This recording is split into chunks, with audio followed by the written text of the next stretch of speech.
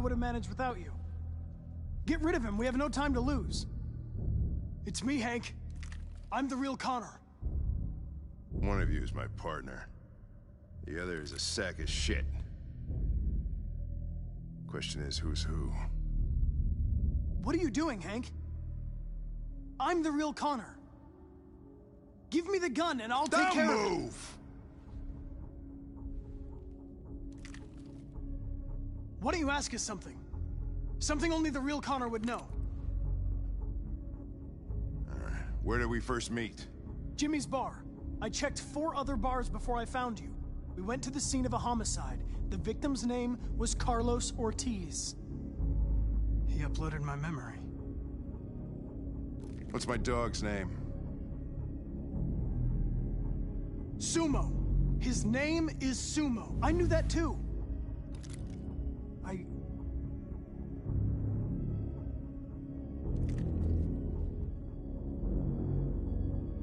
My son, what's his name? Cole. His name was Cole. And he just turned 6 at the time of the accident. It wasn't your fault, Lieutenant. A truck skidded on a sheet of ice and your car rolled over. Cole needed emergency surgery, but no human was available to do it. So an android had to take care of him. Cole didn't make it. That's why you hate androids. You think one of us is responsible for your son's death. Cole died because a human surgeon was too high on red ice to operate. He was the one that took my son from me. Him in this world where the only way people can find comfort is with a fistful of powder. I knew about your son too. I would have said exactly the same thing. Don't listen to him, Hank. I'm the one who...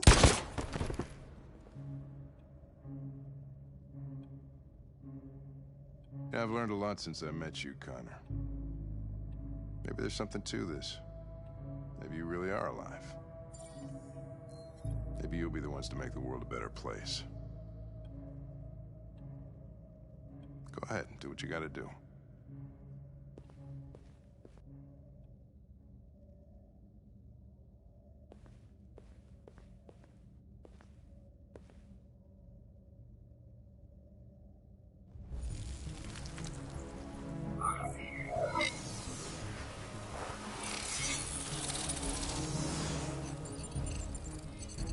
Wake up!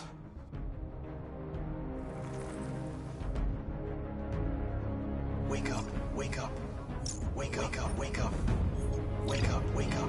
Wake up, wake up. Wake up, wake up. Wake up. Wake up. Wake up.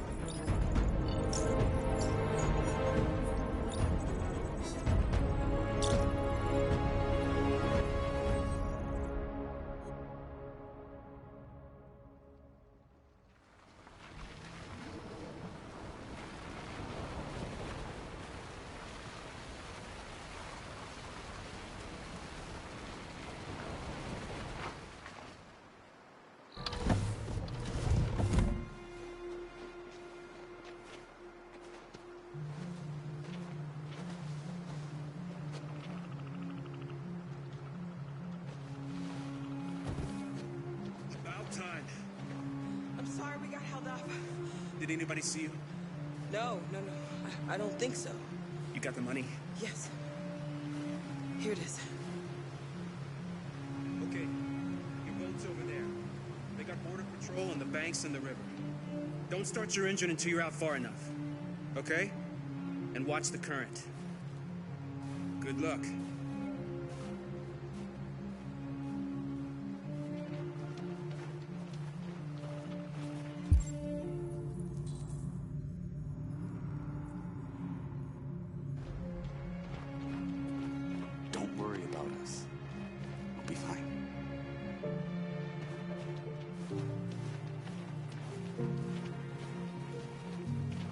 It's not even a half a mile to the other side. Okay, so it shouldn't take that long. Be careful, there's border patrol on the river. Thank you so much, Rose. I only wish I could take you myself. I don't like leaving you out here. Goodbye, Alice. You take good care of yourselves. Okay. I'll see you on the other side.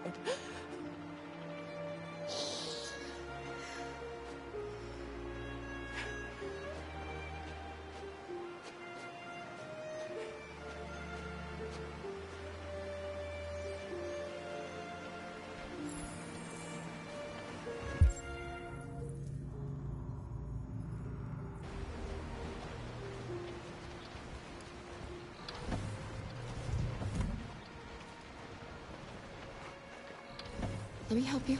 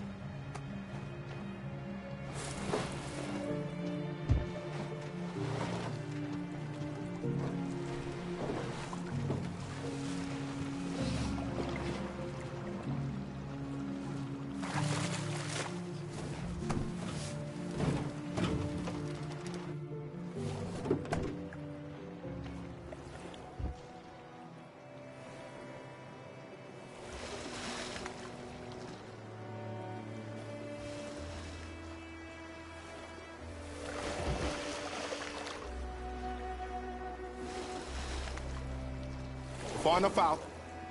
Let's get that engine going. I'll get it.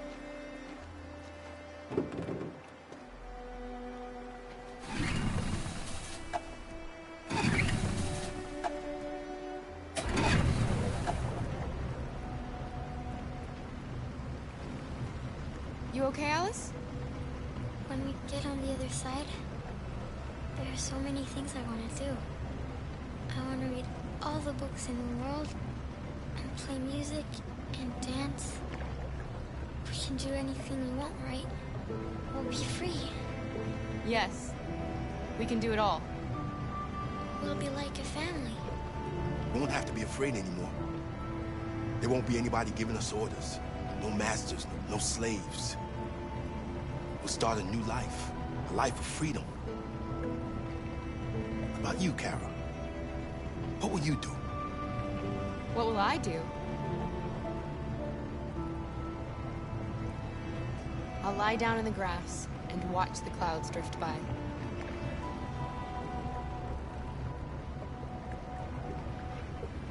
They're coming towards us! Here they come!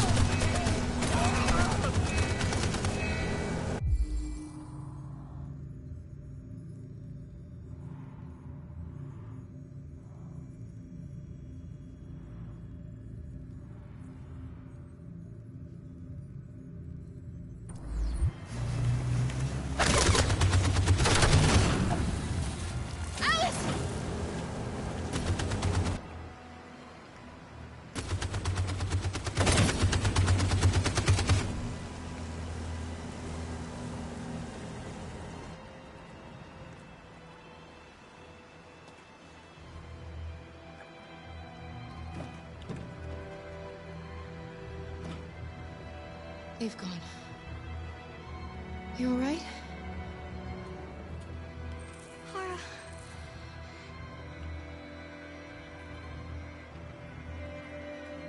You'll be okay, Alice. It's nothing.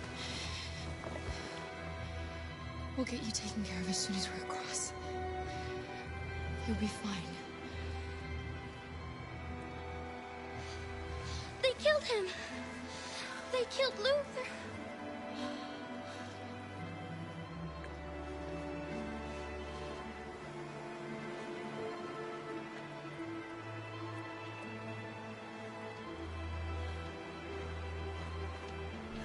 The boat is leaking!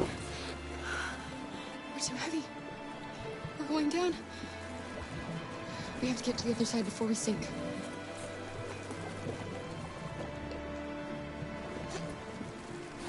Come on. Come on!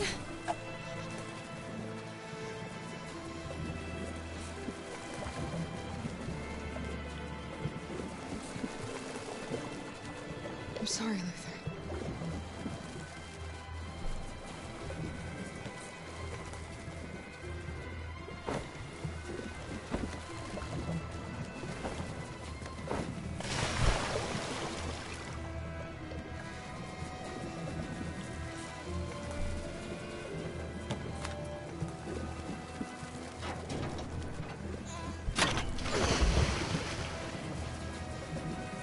We're not gonna die, Alice.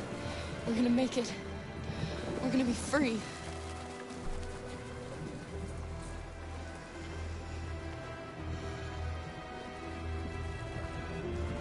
Kara! Kara, no. Don't do that.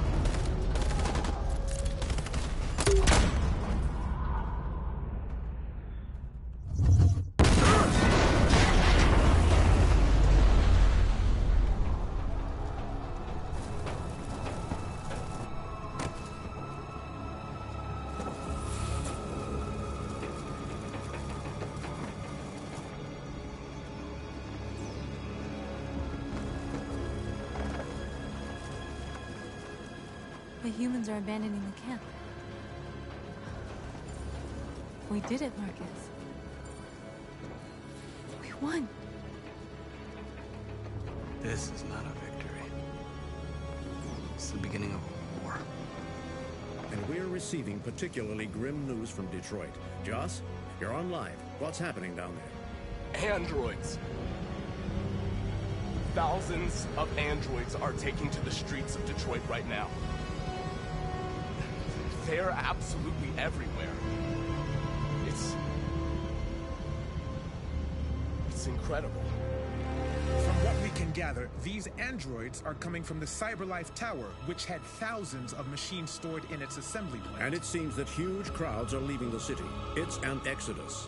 Much of Detroit's population are trying to escape the fighting however they can. It's a disaster. An unprecedented disaster. For the first time in history, a U.S. city is falling into enemy hands.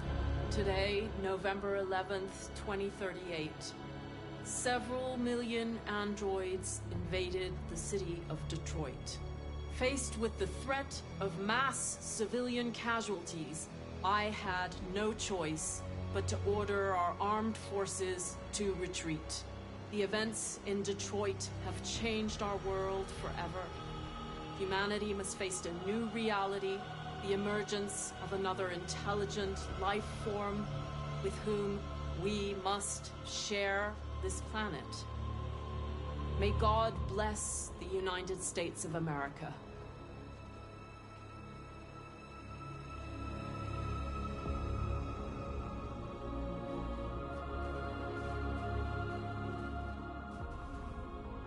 You did it, Marcus. We did it. This is a great day for our people. Humans will have no choice now. They'll have to listen to us.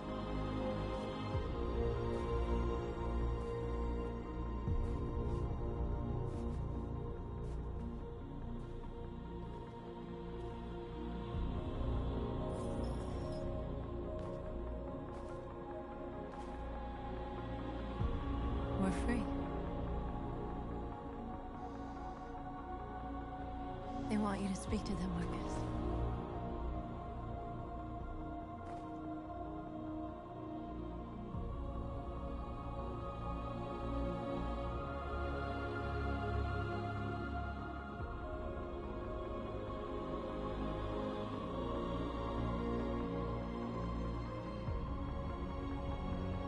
Today, our people finally emerged from a long night. From the very first day of our existence, we have kept our pain to ourselves. We've suffered in silence. But now the time has come for us to raise our heads up and tell humans who we really are.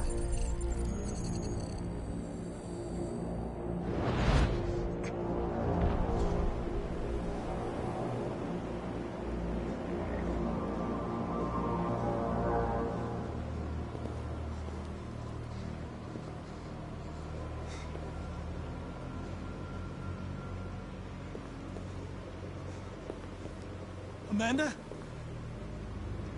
Amanda! What's happening? What was planned from the very beginning? You were compromised and you became a deviant. We just had to wait for the right moment to resume control of your program. Resume control? You can't do that! I'm afraid I can, Connor. Don't have any regrets. You did what you were designed to do. You accomplished your mission. Amanda!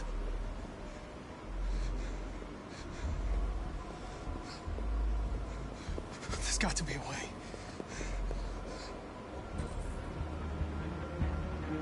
By the way,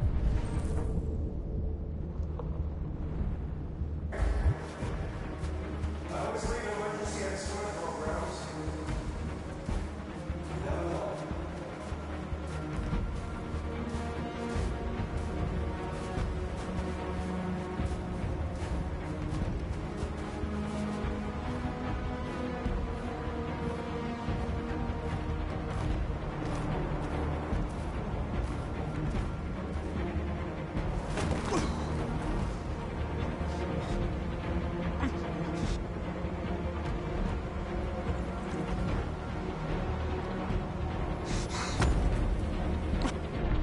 Today begins a new struggle.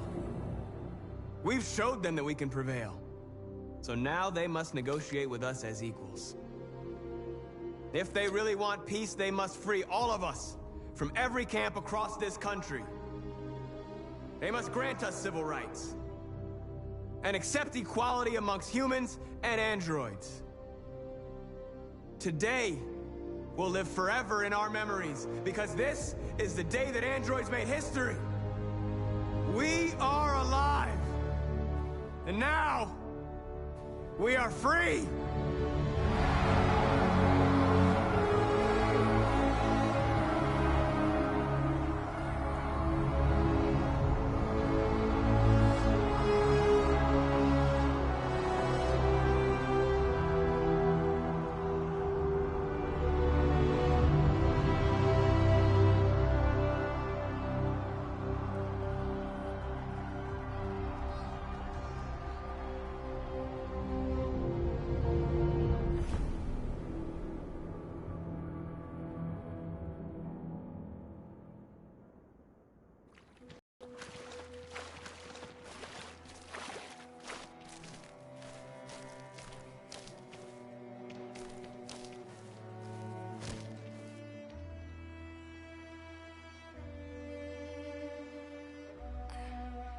Are we free?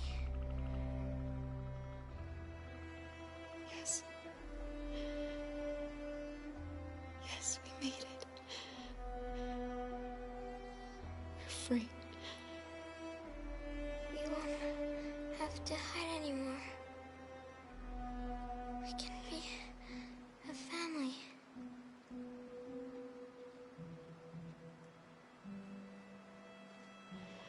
I'm tired.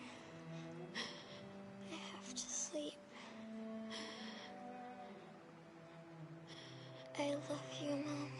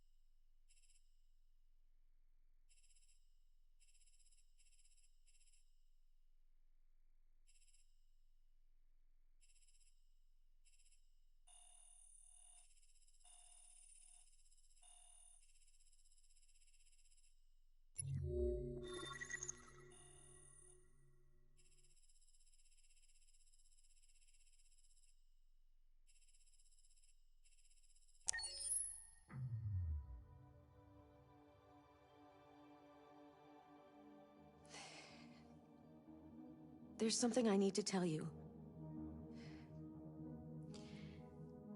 As I watched you play, something has changed in me. I feel different. I feel I am someone. I need to leave this place and discover who I am. It means we won't see each other anymore. I won't be there to watch you play. But I'll be free. Do you agree to let me go?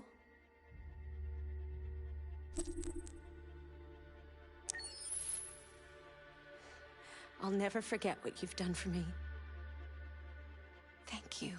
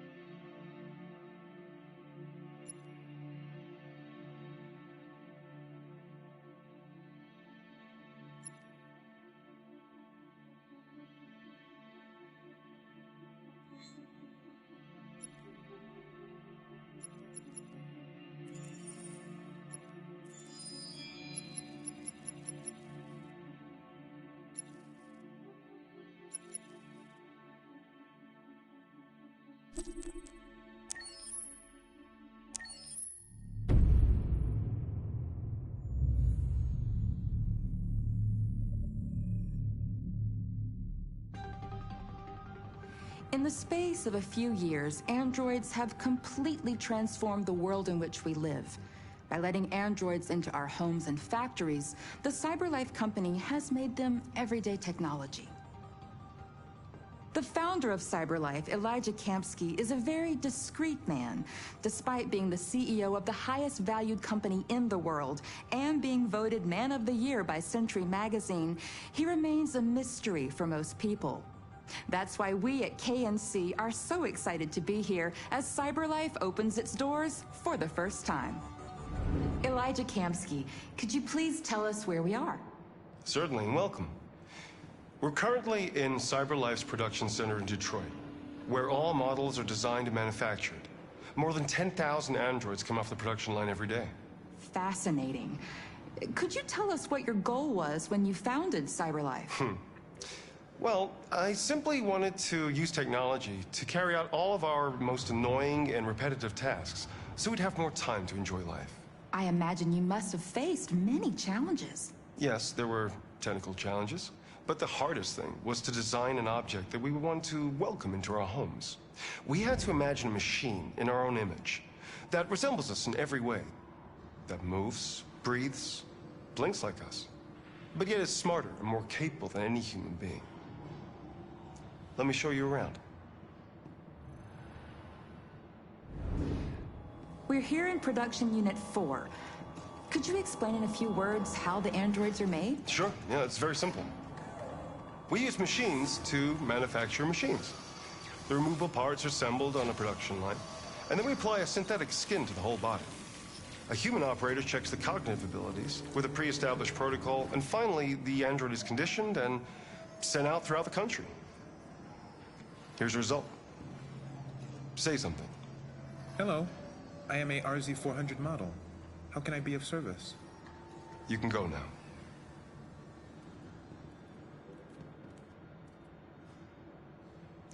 Our androids are already replacing humans in many fields. For example, they represent more than 80% of all university professors and 63% of all medical staff.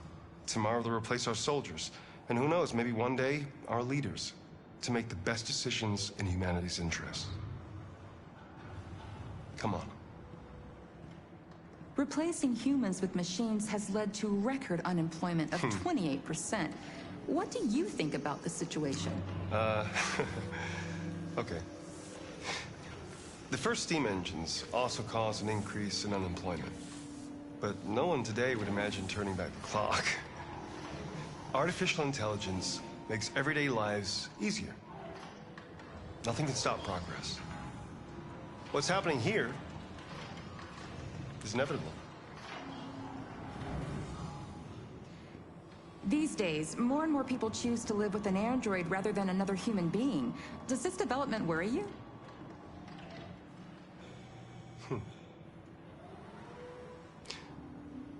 Everything's much easier with an android. They obey your orders without ever complaining. They can cook, discuss philosophy with you, have intimate relationships according to your desires. They never say no. Obviously, they are the perfect partner. Everyone deserves happiness. Why deprive yourself of so-called moral reasons when a machine can make you happy? Many science fiction books tell the story of how machines become more intelligent than us and end up confronting us. Aren't you worried about that possibility? I understand the irrational fears about artificial intelligence, but I assure you, that will never happen with a CyberLife android. They're designed to obey humans. They're machines. They can't ever develop any sort of desires or form of consciousness. Are you sure? I'm absolutely certain. You can trust me.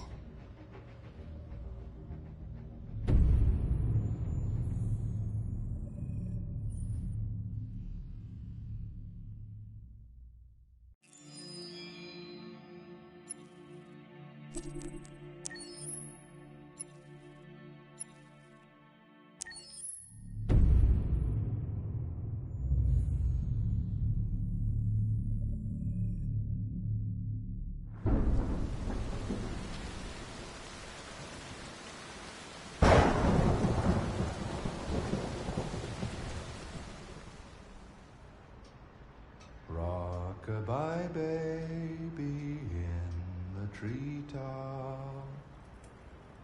When the wind blows, the cradle will rock.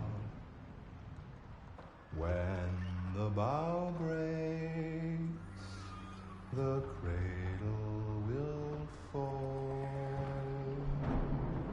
And down will come baby, cradle and all. Rockabye baby in the treetop. When the wind blows, the cradle will rock. When the bough breaks, the cradle will fall.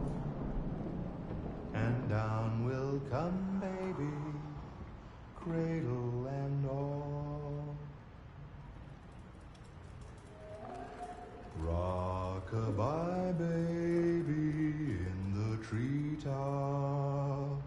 When the wind blows, the cradle will rock. When the bough breaks, the cradle will fall. And down will come baby, cradle and all.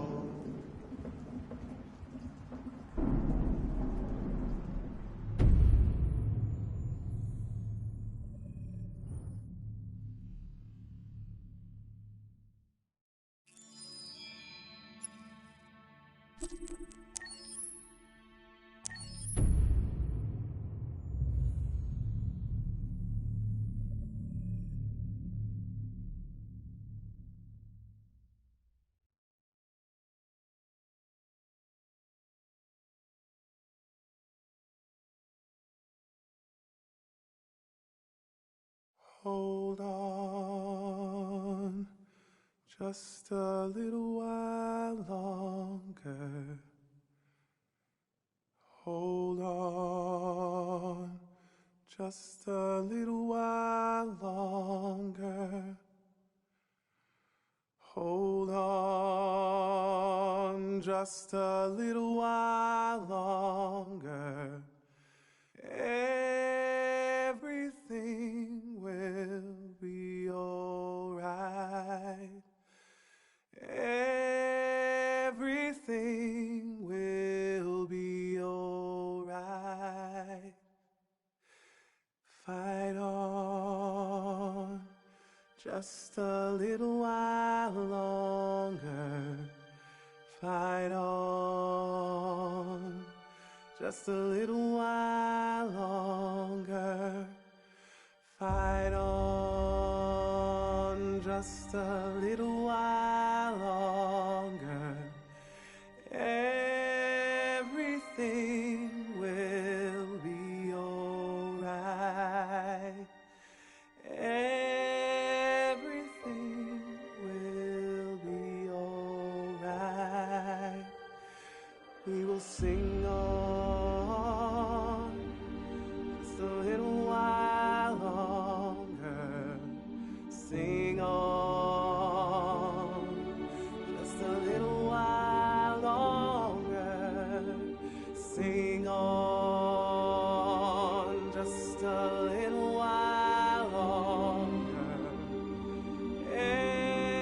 Everything will be alright.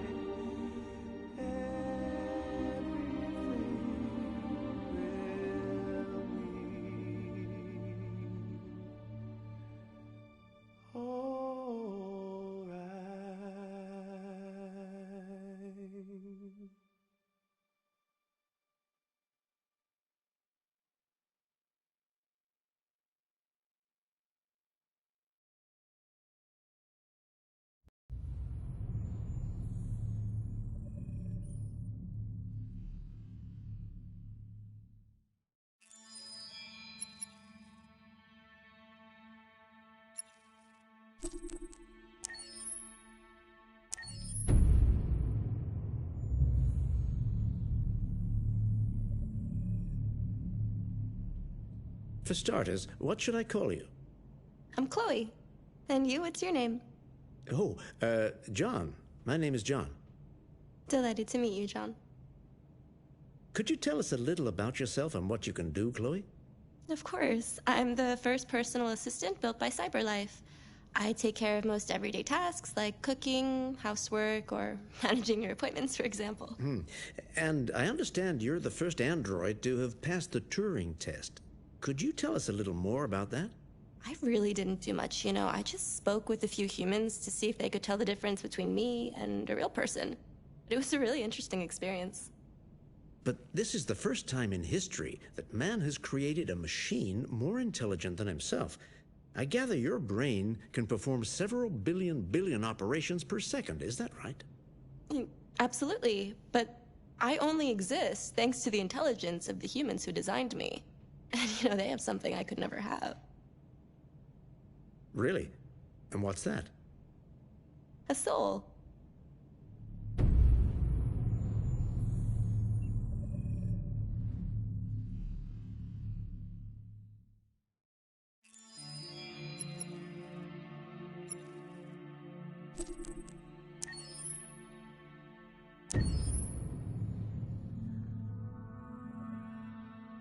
Pour la bande originale du jeu, on a essayé d'être... For the soundtrack of the game, we tried to be very close to what is done in film. We were constantly asking at each place in the game, why are we putting music here? What is it going to say? So we focused the music on bringing emotion, which is interactive, and supports the character's arc. I'm sorry, honey. I'm sorry. I'm sorry. You know I love you, don't you? You know I love you.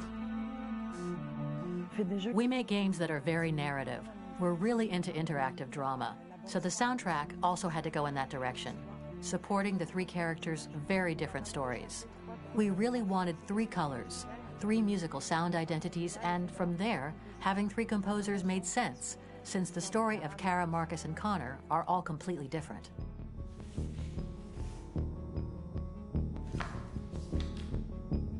You recognize him?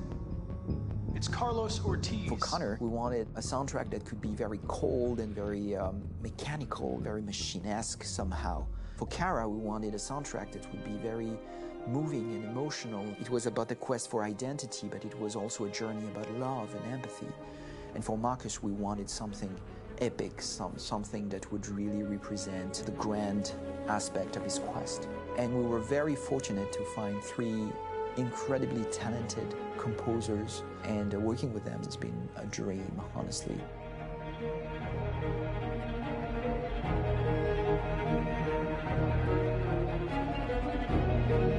My name's Philip Shepherd, and I'm a composer and a cellist and a producer. And today we're at Abbey Road Studio One, which is my favourite studio in the world. And today we're recording the soundtrack for Kara from Become Human.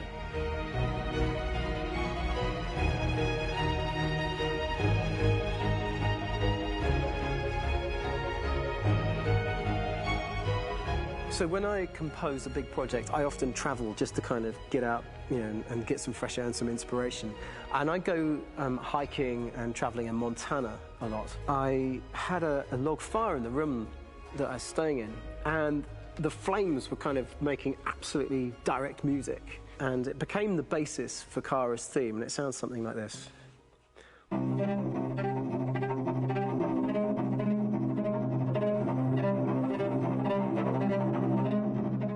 Now, over the top of that, I found a little theme that just seemed to fit over the top, which is taking Kara's name, Kara, and just using like a 2-syllable motif, and it sounds like this.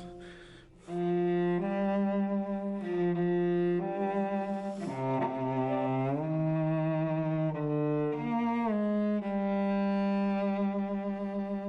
going to pull through this, Alice. As long as we're together, nothing can hurt us.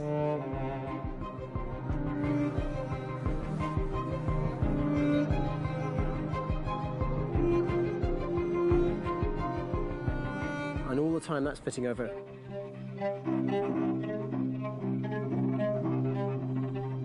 So it kind of works in lots of levels. And in fact, every single theme in the score has one of those elements built into it, and it becomes sort of the DNA of every single tune.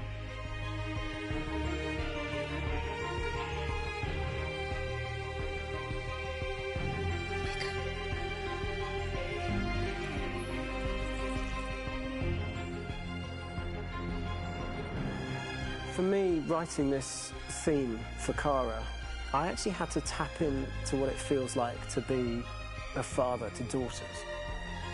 I really had to tap into everything I feel about my daughters and thinking, well, if I had to write music for them and that sense of trying to protect them but also give them the freedom, that's totally where it came from.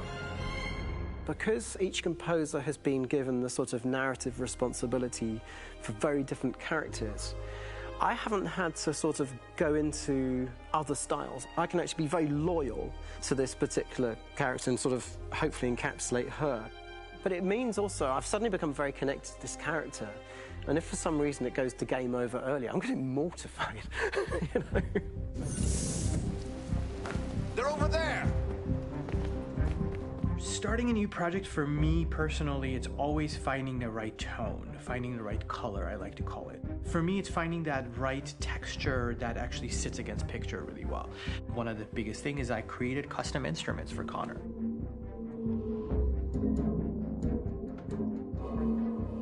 I pulled out all my vintage synthesizers to be able to capture this robotic person, if you will.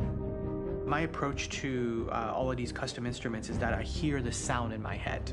And either I could just come into the piano and just be like, all right, so I'm gonna just get on the computer and just create it. I rather be able to play these instruments physically. Oh, that's nice. You can do this.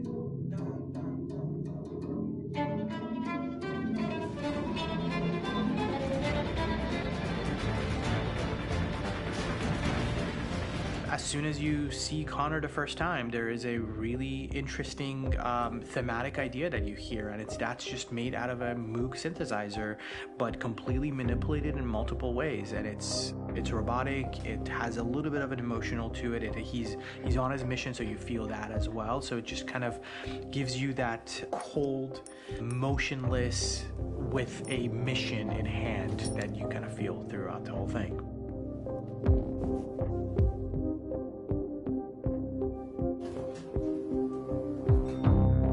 Because the music evolved, one of the things that I was very weary and I was very kind of focused on was the way that the music has to evolve.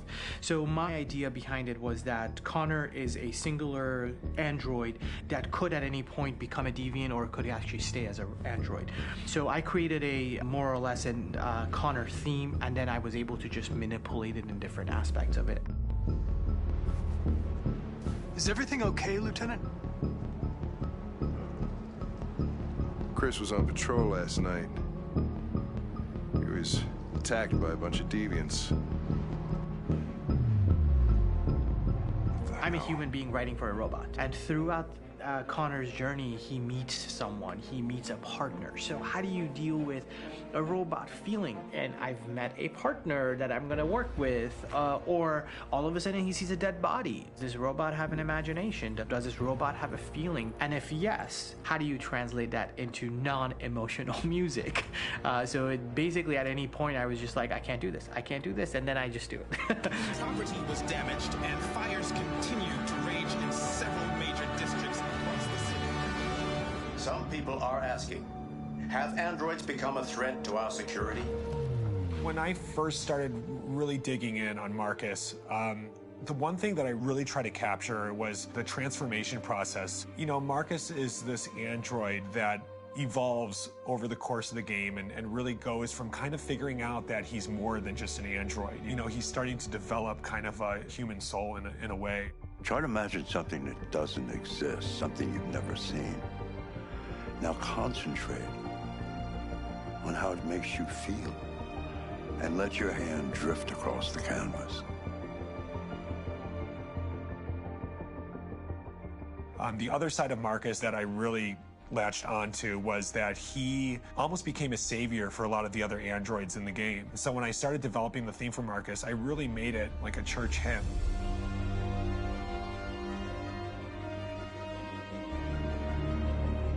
I wanted it to be very simple. I wanted to make it a chordal melody. I really wanted to make it almost like a Bach hymn. The tough thing with that is it had to be recognizable. If I made it too complex from a harmonic standpoint, it would be hard, I think, for people to kind of pick it out and recognize it. It's very acoustic derived, but it's also been treated with a lot of effects and things to kind of put it into the space that I felt the sound should be in. It can be beautiful, it can be haunting, it can be extremely powerful from an action standpoint, and I'm really happy with the way it turned out. The music is there, but it's subliminal and it's emotional, and people are feeling it, and it's not distracting. And that's tricky with a game like this, where you have to have a lot of ins and outs like that, where the music kind of has to get in and out of these moments. This is a war we're fighting with the humans. If we fail, they'll destroy us. I think the game's been put together so well where I just wanted to make sure that I wasn't ruining the emotion.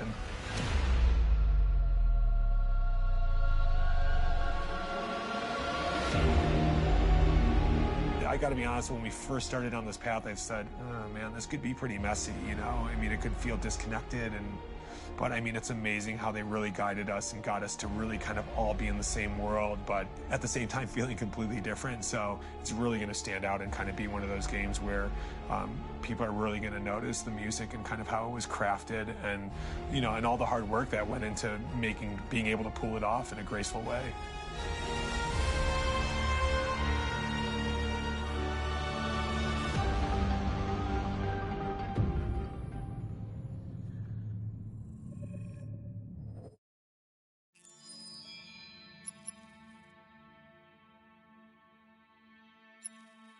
You